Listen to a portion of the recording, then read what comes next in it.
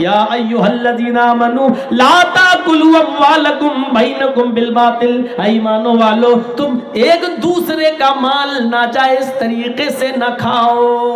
یہ ساری قسمیں ناجائز طریقے سے ہیں کھانے کی۔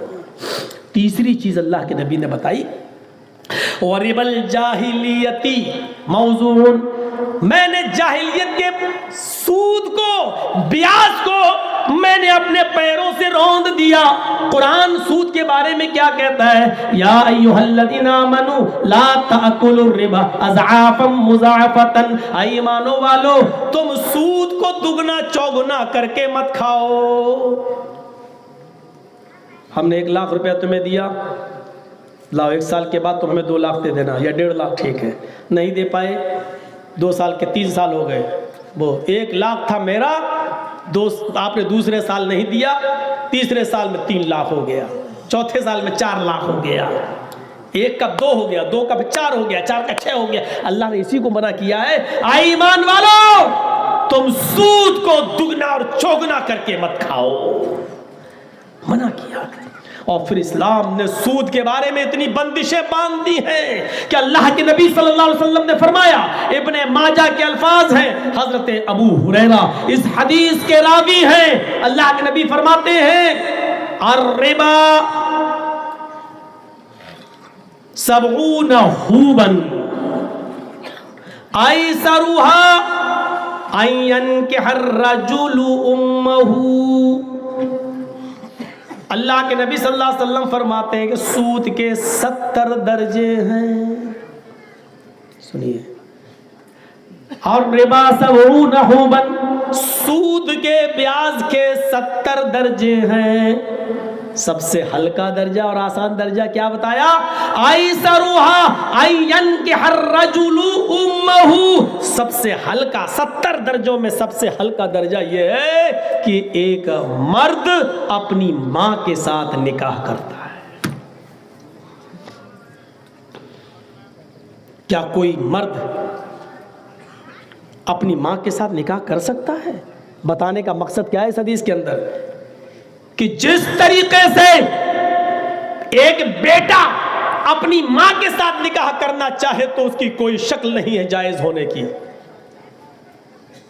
قرآن کی آیتیں پڑھی جاتی ہیں نکاح کے موقع پر، یا ایھا الذین آمنوا اتقوا اللہ حق تقاتہ ولا تموتن الا وانتم مسلمون، یا ایھا الناس اتقوا ربکم الذی خلقکم من نفس واحدہ وخلق منها زوجها وبث منہما رجالا کثیرا ونساء واتقوا اللہ الذی تساءلون به والارحام ان اللہ کان علیکم رقیبا، یا ایھا الذین آمنوا اتقوا اللہ وقولوا قولا سدیدا یصلح لکم اعمالکم ویغفر لکم ذنوبکم ومن یطع اللہ ورسولہ فقد فاز فوزا عظیما۔ نکاح کے موقع پر یہ آیتیں پڑھی جاتی ہیں، بتانے کا مقصد یہ ہے کہ ایک لڑکا اپنی ماں کے ساتھ نکاح کرنے کے لیے بیٹھا ہے، یہ آیتیں جو 3 پڑھی جاتی ہیں، 3 نہیں 3000 بار پڑھ لو، 3000 نہیں 3 لاکھ بار پڑھ لو، لیکن اس کے باوجود ماں حرام ہی رہے گی بیٹے پر، حلال نہیں ہو سکتی ہے۔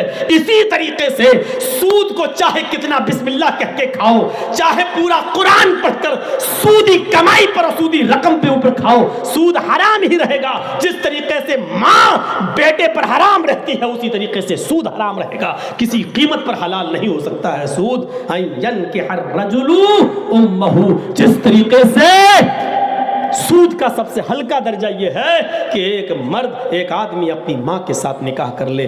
آدمی اس لڑکے کو کتنا بری نظر سے دیکھتا ہے جو اپنی ماں کو اپنی بیوی بنا کر رکھے ہوئے ہو۔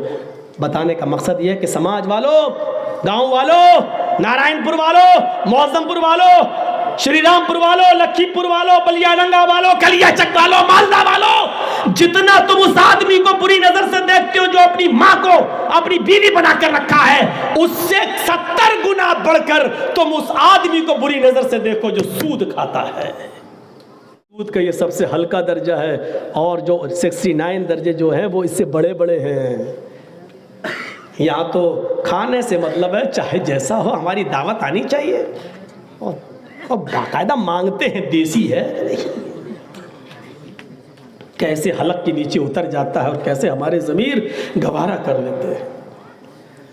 اللہ کے نبی صلی اللہ علیہ وسلم نے ایک اور حدیث میں بیان فرمایا، حضرت براء ابن عازب اس حدیث کے راوی ہیں، کہتے ہیں کہ اللہ کے نبی صلی اللہ علیہ وسلم نے فرمایا الربا 72 بابا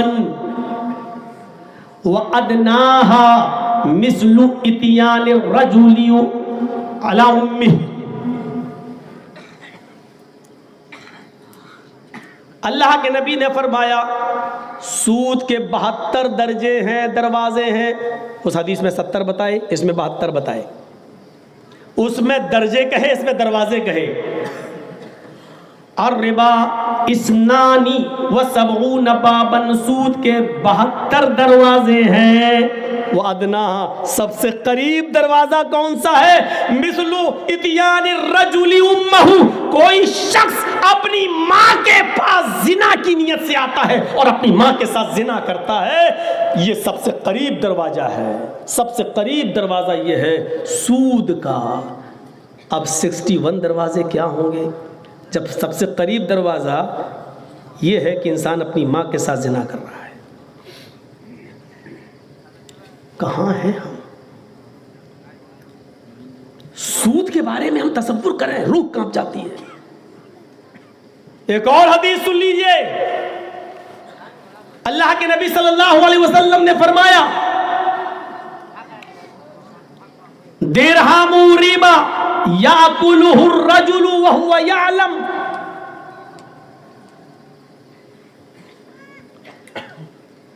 اشد من 36 زنیتن۔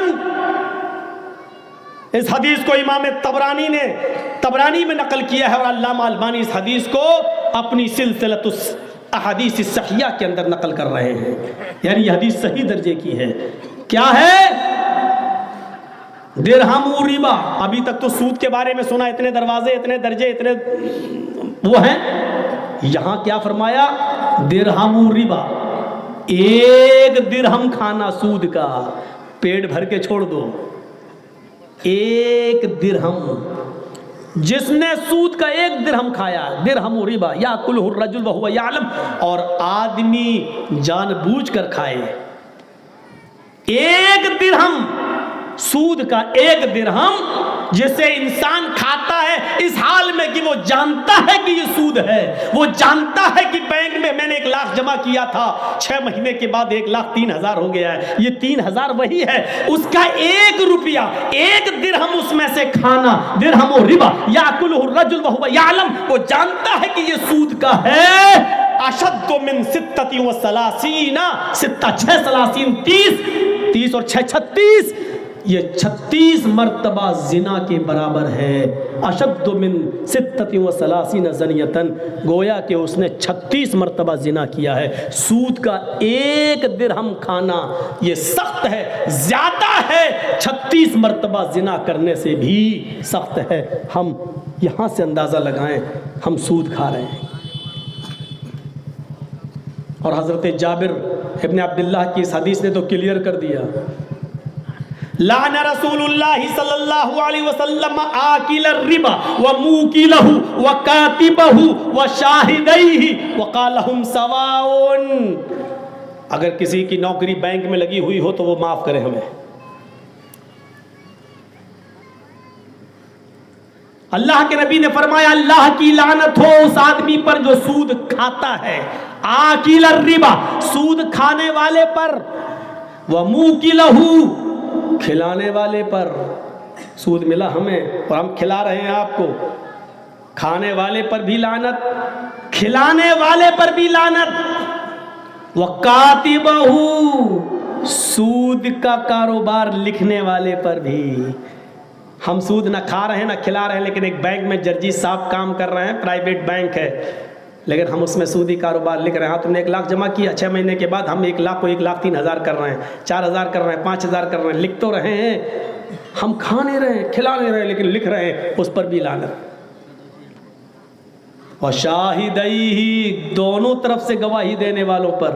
ایسا ہوتا ہے نا صاحب، مولانا ہم 1 لاکھ روپے کی ضرورت ہے، آپ دے دیجئے۔ ارے میری بیٹی کی شادی 6 مہینے کے بعد ہم آپ کو 1,20,000 دے دیں گے۔ اس بات کی گارنٹی کیا ہے کہ 1,20,000 دو گے؟ چلو گواہ لے کے آؤ. ایک آدمی گواہ لے کے آ رہا ہے, اب 6 مہینے کے بعد وہ میرا پیسہ نہیں دے رہا ہے, 1,20,000 نہیں دے رہا ہے. اب وہ آدمی گواہی دے رہا ہے کہ ہاں بھائی جرجی صاحب آپ نے دیا تھا 1,00,000 اور اس نے کہا تھا کہ 1,20,000 دیں گے. دونوں طرف سے جو گواہی دے رہا ہے, یا میری طرف سے اور اس کی طرف سے, وہ شاہدہی, اس کے دونوں گواہوں پر بھی لعنت, گواہی دینے والوں پر بھی لعنت. اور اللہ کے رسول نے اس کے بعد یہی نہیں کہا کہ بس لعنت, قال ہم سواء, کہا یہ سب برابر ہیں. یعنی جتنا گناہ سود کھانے والے کو ملے گا اتنا ہی گناہ لکھنے والے کو ملے گا, اور اتنا ہی گناہ گواہی دینے والے کو بھی ملے گا, چاہے اس نے سود کھایا ہو یا نہ کھایا ہو, درجے میں سب برابر ہیں. کہاں ہیں ہم؟